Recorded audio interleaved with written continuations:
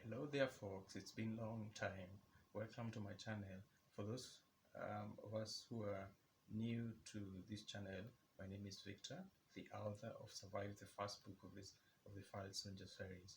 And good news, the sequel is out.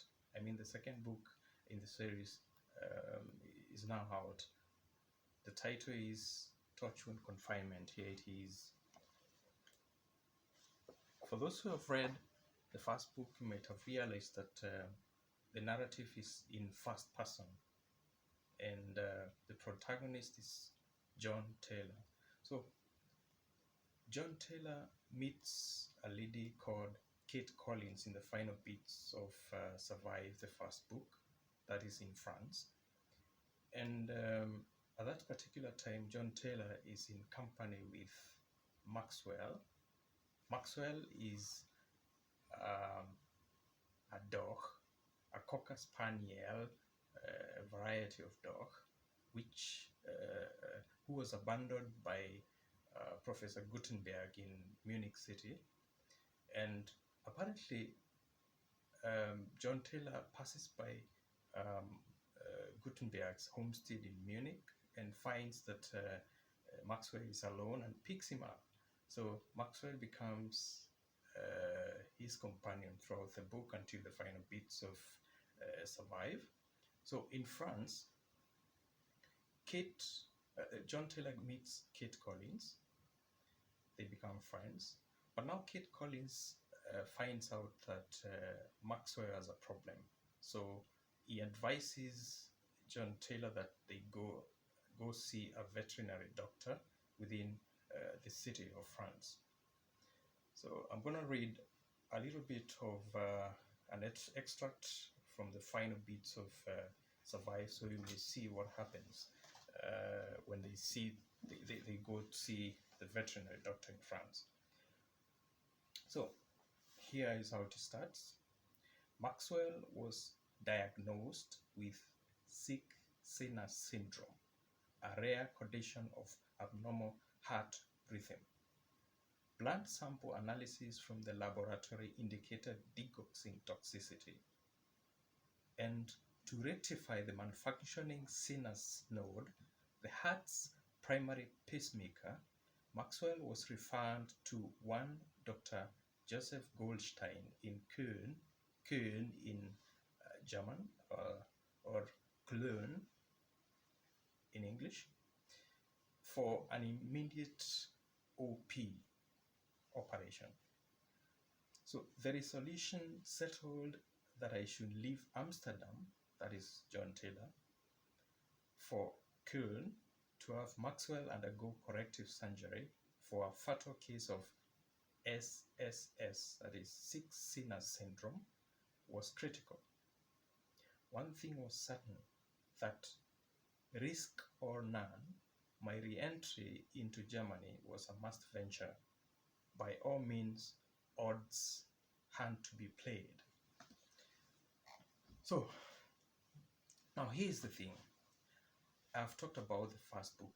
Obviously, for those of you who have been following this intrigue, so I'm gonna go straight to the second book. The journey to Köln gets Mr. John Taylor into a Russian Brotherhood ambush, forcing him and one Mr. Dixon Chambers, his acquaintance, to fight back and flee in a stolen helicopter. So what was once the staff of substandard tabloids is now to be taken seriously by NATO and the Eurocorps. But in Kunduz, in the meantime, two Shrine Tango militants, that is Mr. Jerry Sparta and Jake Daniels, representing a new generation of extremists, are dispatched in a helicopter to Buckinghamshire County in the United Kingdom, for which now Dixon Chambers and John Taylor are handed. A hunting game now sprouts involving several forces, and the thumbnail USB drive has to be secured from John, and with a vested interest on solving the Psi files secret chain, he has to be captured alive. But John's London acquaintances, well, men who end up being just deceptive cooks, lure him into Thames House to steal the night blight. So this night blight is a biological weapon they promised would earn him in exchange a safe exit out of the United Kingdom.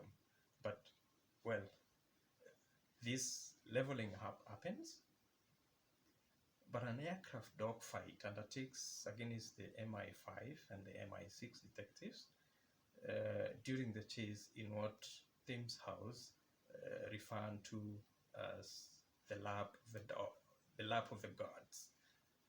In a video authenticated by the MI6 the same year, another spacecraft is caught rotating, flying belly up out the sight of the prying eyes, and this becomes a game of death and plays differently at everyone's level, and no one knows where loyalties lie.